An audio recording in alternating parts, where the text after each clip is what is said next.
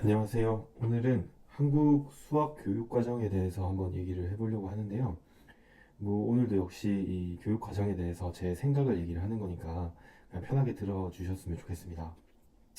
일단 오늘 얘기할 거는 뭐 중학생들 중에서 선행학습을 하고 있거나 고등학생 혹은 뭐 대학생 그 이후라도 이 수학을 왜 배우는지에 대해서 깊게 고민을 해보고, 네, 그리고 아주 단편적인 나뭇가지들만 보는 게 아니라 전체 이 수학을 배우는 이유인 숲에 대해서 고민을 하는 시간을 좀 가져보시면 나중에 공부를 하실 때 방향성을 잡기가 참 좋으실 것 같습니다. 일단 먼저 교육에 대해서 한번 얘기를 드리면, 교육은 보통 그 나라의 미래다라는 얘기를 하잖아요.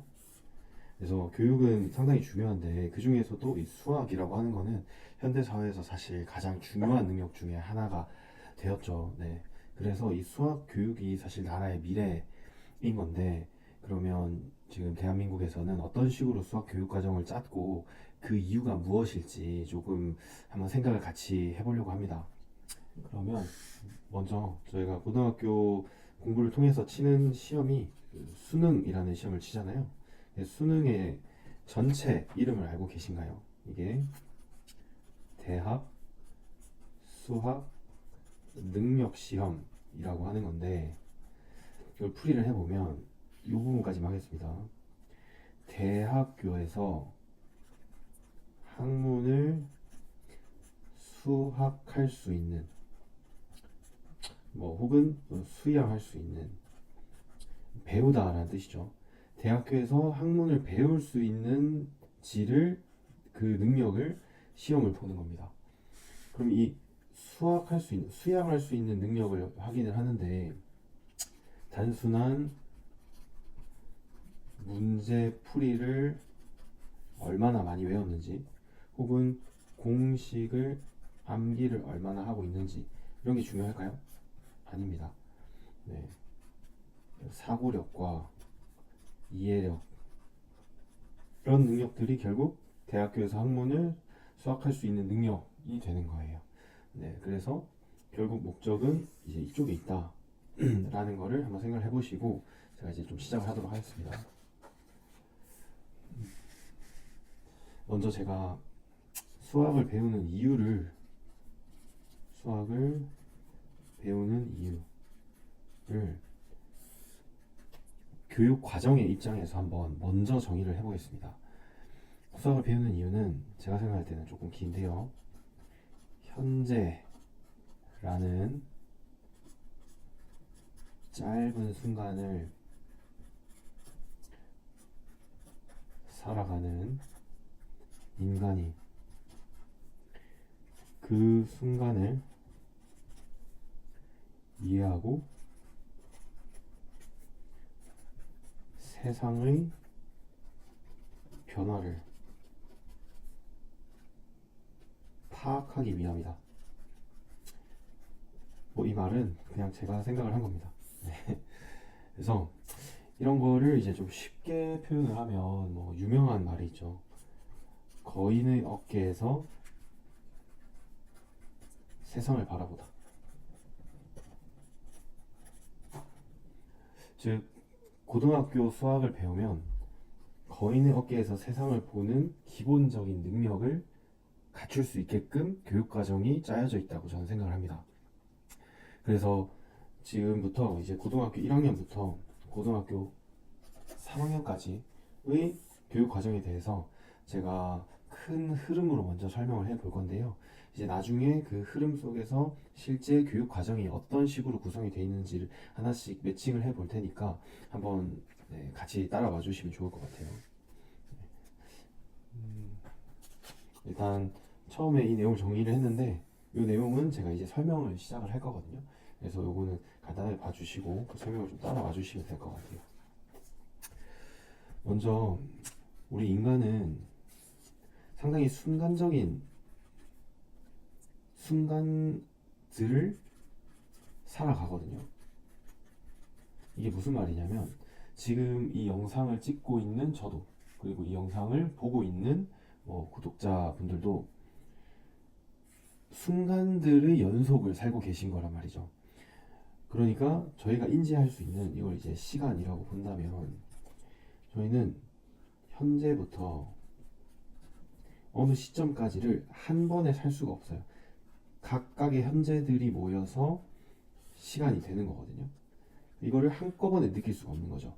지금 현재라고 말을 하고 나서 지금 이미 시간이 흘렀는데, 현재에서 10분이 흐른 뒤의 순간까지를 한꺼번에 이해할 수 없잖아요.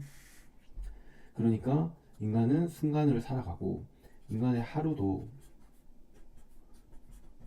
순간의 연속이죠. 이걸 좀 더 확장을 해보면 시간뿐만 아니라 이 인간이나 우리 사람이나 지구는 무언가 너무나 훨씬 큰 부분의 일부에 불과하거든요. 지구를 우주의 입장에서 생각을 해보면 정말 순간적으로 살아가는 정말 작은 일부에 불과하고, 그리고 우리가 지금 보고 있는 시야라고 해볼까요? 보고 있는 지금 이 화면, 혹은 이 펜, 제가 보고 있는 이 종이, 여기 쓰고 있는 것들은 이 세상에 존재하는 전체, 이 세상에 존재하는 것의 작은 일부에 불과합니다. 네. 그러니까 그럴 뿐만 아니라 거꾸로 또 생각을 해보면, 저희가 보고 있는 이런 종이나 이런 펜에도 이 종이의 일부를 제가 색칠을 했는데, 이 부분도 확대를 하고 또 확대를 하고 확대를 하면 이 작은 일부도 전체처럼 느껴지기도 하죠. 그러니까 저희의 사고 능력과 시야로는 전체를 파악할 수 있는 능력이 없어요. 그래서 이거를 좀 수학적으로 요약을 해보자면, 인간이라고 하는 우리는, 당연히 수학자들도 다 인간이었잖아요. 인간은 너무나 작은 일부분의 분할 속에 산다고 볼 수 있어요. 너무나 작은 부분을 한자로 표현을 하면 미라고 생각할 수 있고, 그 부분의 분할을 한자로 생각해 보면 분이라고 할 수 있죠. 그래서 정말 작은 부분의 분할에 대한 고민을 하는 학문이 바로 미분입니다. 그러니까 인간은 필연적으로 미분에 대해서 고민을 할 수밖에 없어요. 이거는 필연적입니다. 왜냐하면 인간 자체가 큰 세상의, 큰 우주의 일부분일 뿐이거든요. 그래서 이 미분을 통해서 우리의 다음 날, 혹은 그 다음에 일어날 일들, 이런 일들을 알기 위해서 이 미분에 대해서 고민을 할 수밖에 없는 거죠. 그래서 인간은 미분 속에 살아가는 존재다라는 거를 인지를 하는 것. 네, 이게 첫 번째로 제가 말씀드리고 싶었던 거고요. 그래서 인간을 이렇게 본다면 너무 큰 세상의 일부이기도 하고, 혹은 큰 세상이 인간의 일부이기도 하다. 네. 그래서 이러한 개념들을 이제 미분으로서 분석하고 생각하고 고민하기 위해서 그 학문을 필연적으로 고민을 할 수밖에 없다라는 거예요. 역시 시작이 너무 뜬구름 잡는 얘기로 또 시작을 했는데, 이거를 이제 조금 더 구체적으로 한번 얘기를 해볼게요. 수학은 보통 주변에 있는 어떤 현상, 수학은 보통 필요에 의해 만들어지고, 그리고 그 필요는 어떤 현상들을 지켜보며 발생한다고 했었죠. 그리고 여기서 말하는 현상이라는 거는 무언가의 결과라고 생각할 수 있거든요. 결과. 무언가의 결과. 뭔가 넣으면 결과가 나오는 것이라고 생각을 할 수 있는데, 이거를 수학적으로 에서는 이 현상을 뭐라고 얘기를 하냐, 함수라고 비유를 해서 생각을 할 수 있거든요. 우리가 겪는 대부분의 일들을 함수처럼 생각을 할 수가 있는 거죠. 근데 여기서 함수라는 게 뭐 상당히 특이한 말인데, 이걸 영어로 얘기를 하면 function이라고 하거든요. 그래서 함수가 뭐냐면, 이 뜻 그대로 하면 그러니까 어떤 상자의 숫자다라는 거거든요. 그러니까 이 상자 안에 어떤 숫자를 이렇게 넣어버리면 그 상자를 거쳐서 다른 숫자가 나오는 것, 뭐 이런 거를 함수라고 표현을 했던 것 같아요. 첫 번째로 정의를 할 때. 그리고 뭐 영어의 어원을 보면 function이라고 하는 건 어떤 특정 기능을 가지고 있다. x라는 거를 여기다가 넣어버리면 얘가 어떤 기능을 통해서 다른 값을 만들어낸다 라고 생각을 한 거죠. 즉 함수는 무언가의 결과이다. 그거는 하나의 현상이고 결국 그게 우리 일상이 되는 거죠. 그래서 첫 번째로 함수를, 우리 일상을 함수로 생각을 하는 것이 이제 필요한 겁니다.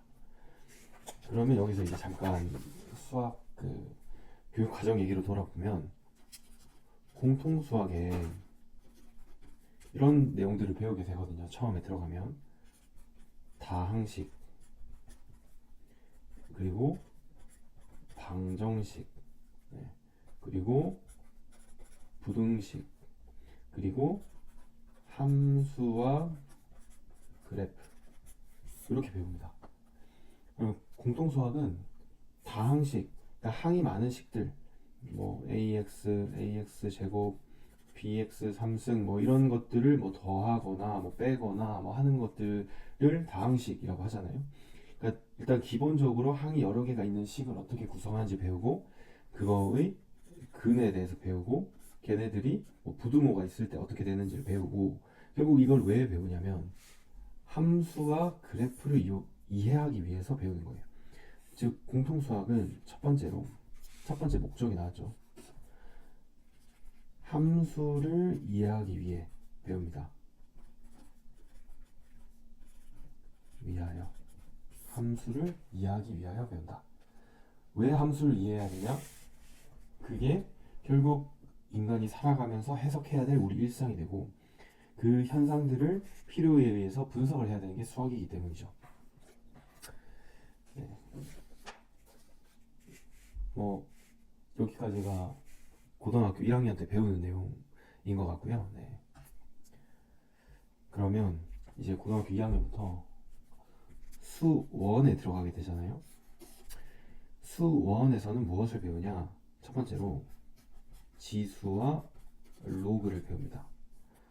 지수는 계속 이렇게 2배씩 증가하는 뭐 이런 숫자들이고요. 로그는 이 위에 있는 숫자를 표현하는 방식인데요. 뭐 로그 2, 로그 4, 뭐 이런 것들을 배우게 되는 거죠. 그럼 지수와 로그도 당연히 뭐 이런 함수와 그래프에 대해서 배우게 되고요. 얘네들의 특징에 대해서 배웁니다. 그래서 이런 간단한 지수의 계산식, 로그의 계산식, 그리고 지수의 함수, 로그의 함수에 대해서 배우는 거죠. 그리고 나서 수원에서는 추가로 이걸 이렇게 번호를 붙여보면 추가로 수의 나열에 대해서 배우게 되고요.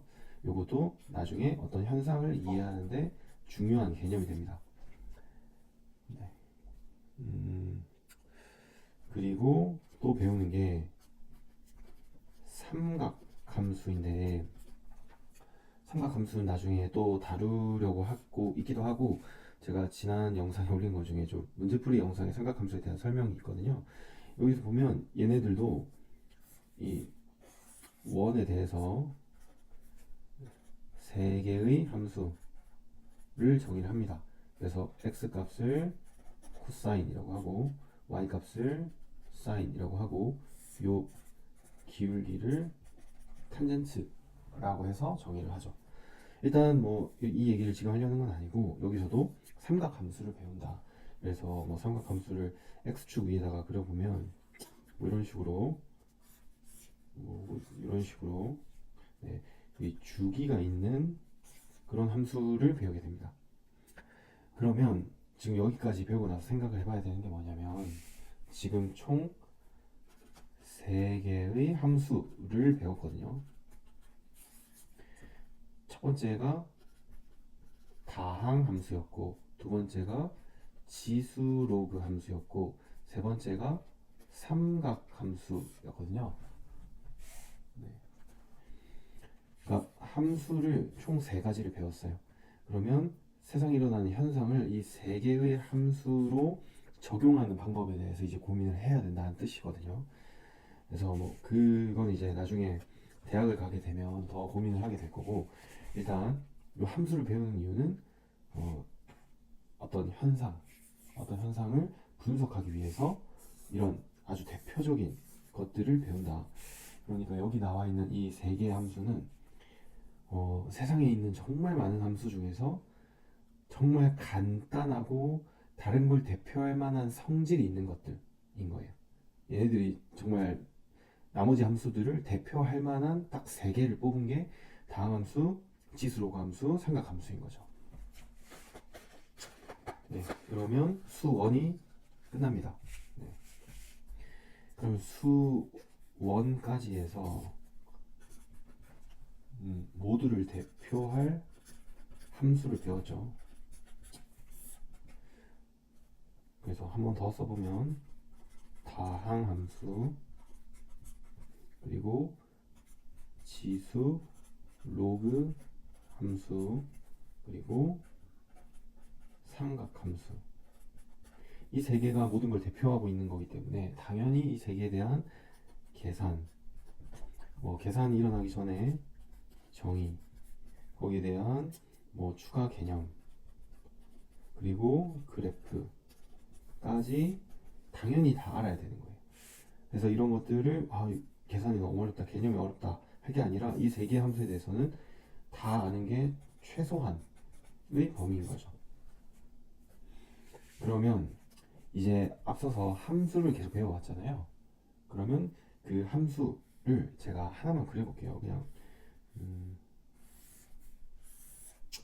지수 함수를 그냥 하나 그려보겠습니다.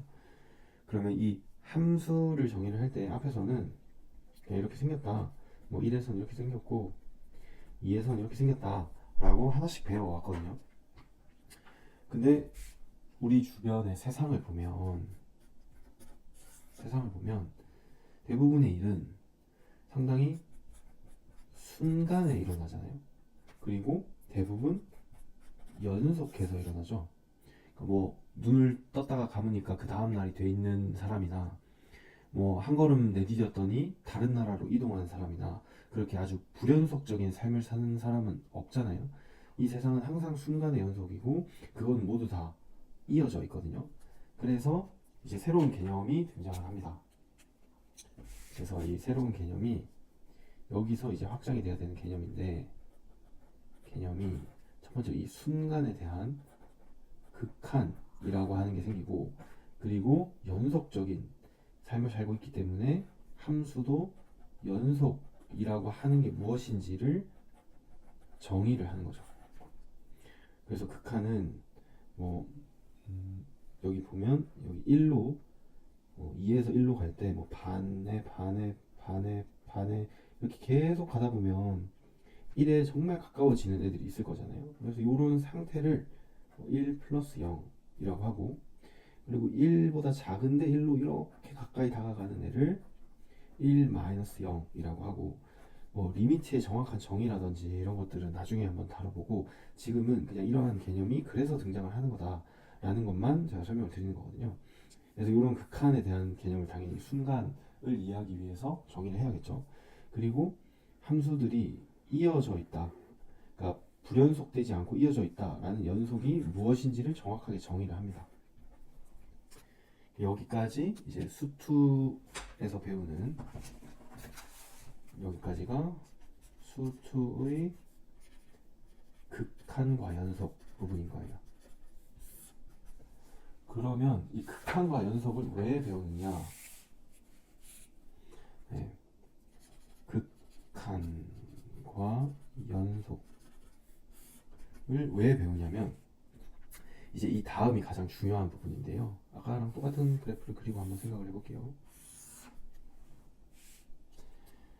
자, 아까 여기를 1이라고 하고 정의를 했는데 여기서 1에 정말 가까운 숫자 1로 계속 다가가고 있는 그런 상태인 숫자를 1보다 요만큼이 아주 작은 h만큼 더 크다 라는 숫자를 지금 극한에서 정의를 했잖아요. 그리고 이 그래프가 계속 연속적인 상태거든요. 중간에 비는 게 없이 계속 이어져 있는 상태거든요. 그러면 요 두 점 사이의 여기를 fx라고 정의를 하면 여기가 1이고 1 더하기 h라고 하면 여기가 f1이 되고 여기가 f1 더하기 h가 되겠죠. 이 두 점 사이의 변화량 아까 주변 세상을 해석할 때 우리가 알 수 있는 거는 순간의 변화뿐이라고 했었잖아요. 여기에 대한 접근이 가능한 첫 번째 개념이 등장을 합니다. 그게 바로 변화량인데요. 그래서 그거를 함수의 이 두 개를 빼면 이 두 개를 빼면 f1 더하기 h에서 f1을 뺀 이 길이가 되겠죠. 그거를 요 두 개 사이의 길이 1 더하기 h 빼기 1로 나눈 값, 얘를 뭐라고 부르냐면 미분 계수라고 부릅니다. 얘를 f'1이라고 정의를 해요. 그러니까 뭐 상세한 정의 같은 걸 지금 설명하기 위한 건 아니라서 일단 이 순간의 변화를 이해하기 위해서 미분 계수를 배운다, 그 내용을 이해를 하시면 될 것 같고요. 그러면 이 한 점에서의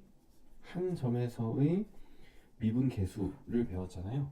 그러면 그 점 1이 아니라 여기 있는 모든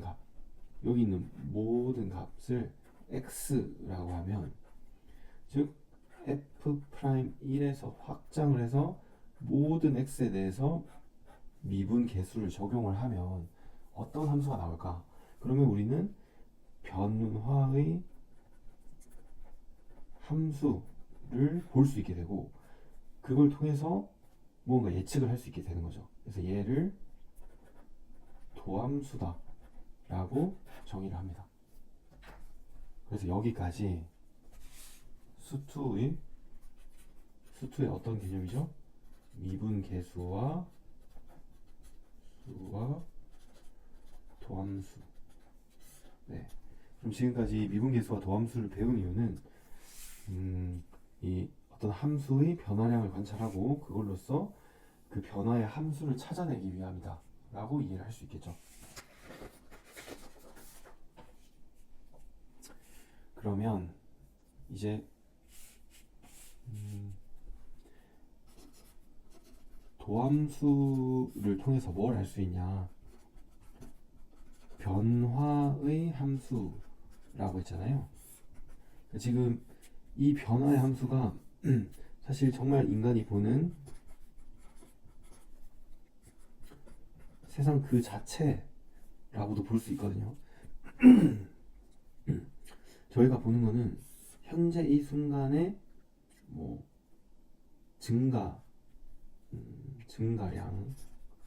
증가량이 1이다 혹은 이 순간의 증가량이 1.5다 요 순간의 증가량이 2다 요런 사실들만 알 수 있지 이 전체에 대해서는 파악할 수가 없단 말이죠. 그게 인간이 보는 세상은 그런 거거든요.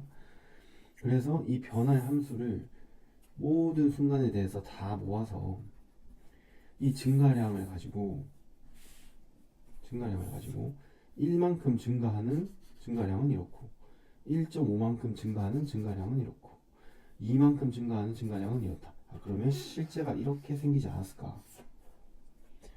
이 미래를 예측할 수 있는 거예요. 그리고 여기서 나아가서 그러면 아직 오지 않은 이 미래는 우리가 예상을 하건대 요렇게 생기지 않았을까? 그 미래에는 이런 일이 벌어지지 않을까? 라고 예상을 하는 거예요. 그래서 뭐 뉴스 기사 같은 걸 보면 기상 예측이나 혹은 뭐 주가 예측이나 혹은 경제 지표 예측이나 뭐 집값을 예측을 한다거나 하는 것들이 있잖아요. 물론 뭐 예측에 다른 로직이 들어가기도 하지만 가장 기본적으로는 현재까지의 뭔가 변화량과 그때까지의 데이터를 가지고 이런 식으로 예상을 하는 거죠. 그러니까 이 기상이나 주가나 경제지표나 집값을 하나의 뭐로 예상을 한 거다? 함수로 예상을 한 거예요. 네. 여기까지 이해가 되시나요?